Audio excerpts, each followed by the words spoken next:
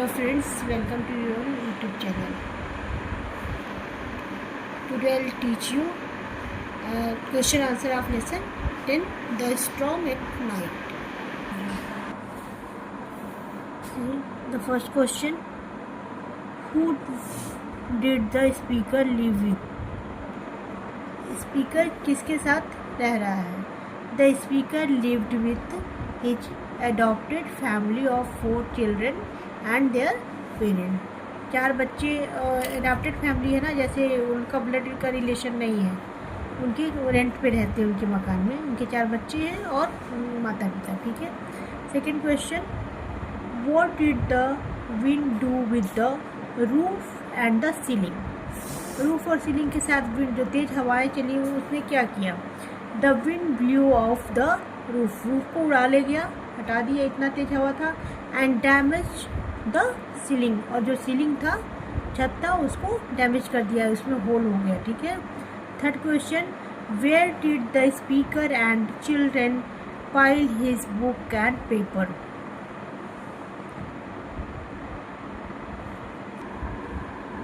Answer, the speaker and the children piled his books and paper on the bed, table and chair in the children's room. बच्चों के room में जब पानी आ जाता है उन लोगों के रूम में, तो वो लोग सारे बुक्स वगैरह ला के बुक टेबल चेयर पे बच्चों वाले रूम में रख देते हैं. ठीक है. Fourth question, how did the speaker and his family spend the night? Stormy night जब होती है, जब तूफान आता है रात को, वो कैसे अपनी रात व्यतीत करते हैं? The speaker and his family spend rest of the night sat close together to be warm in the blanket and quilt. Blanket means कंबल और क्विल्ट मीन्स रजाई. तो जब स्टॉर्म आता है तो सब लोग क्या हो जाते हैं, कुछ देर तक तो वो लोग अपना सामान समेटते हैं, फिर देखते हैं किस में सीलिंग है और किस में हवा कम आ रही है, पानी कम आ रहा है. उस वाले रूम में, चिल्ड्रंस के रूम में जाते हैं, वहीं पे एक दूसरे के साथ बिल्कुल क्लोज बैठ जाते हैं, क्योंकि हिली एरिया है ना, तो बर्फीला है, ठंडी हवाएं चल रही हैं, तो एक साथ बैठने से क्या होता है, बॉडी जल्दी गर्म हो जाती है. ठीक है.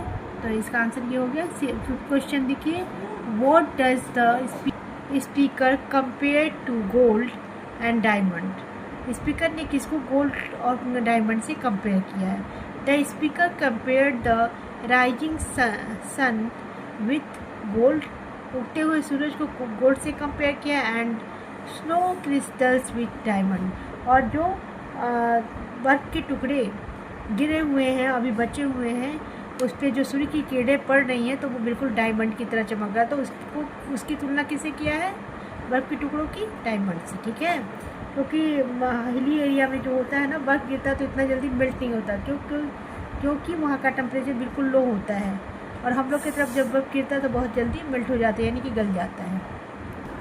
6th question, it is much improved roof now and we look forward to the next storm with confidence. अब जब रिपेयरिंग हो गया उनके छत का, सीलिंग का, रूफ का, तो वो लोग दूसरे स्टॉर्म का, मतलब तूफान तो आता ही रहता है, तो ज़्यादा कॉन्फिडेंस से इंतज़ार करते हैं कि अब आएगा तो देखते हैं कैसे हम लोग अपने आप को सेव कर पाते हैं. इसी पे ये क्वेश्चन बेस्ड है. Question number 1, when did the roof get repaired? कब रिपेयर्ड होता है? The roof got repaired by evening after the storm. तूफान के बाद जब शाम को हवा रुक जाती है, तो वो बुलाते हैं ना, और ये उसको टीन रिपेयर करता है, और प्लम्बर को, उसको कारपेंटर को रूफ और सीलिंग को रिपेयर करने के लिए, तो शाम के टाइम में रिपेयर होकर वो रेडी हो जाता है. Second question B, what did the speaker say much improve? किसको कहता है कि अब ज़्यादा मच इम्प्रूव हो गया, ज़्यादा अच्छा हो गया पहले से?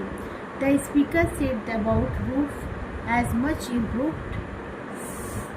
वो बहुत पुराना रहता था, तो अभी वो नया बना है तो ज़्यादा इम्प्रूव कर गया है. सी क्वेश्चन देखिए, वाई वर दे कॉन्फिडेंट? वो इतना ज़्यादा कॉन्फिडेंट क्यों होते हैं वो लोग कि अभी स्टॉर्म आएगा तो उन लोग को इतना ज़्यादा सफ़र नहीं करना पड़ेगा? Answer,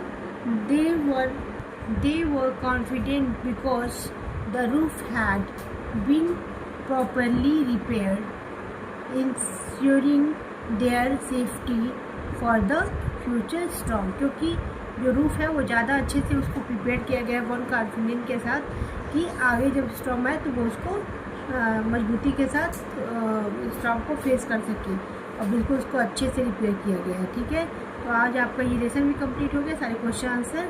in the next chapter I will teach you poem, in the next video I'll teach you poem. All of you like and subscribe my channel. Thank you.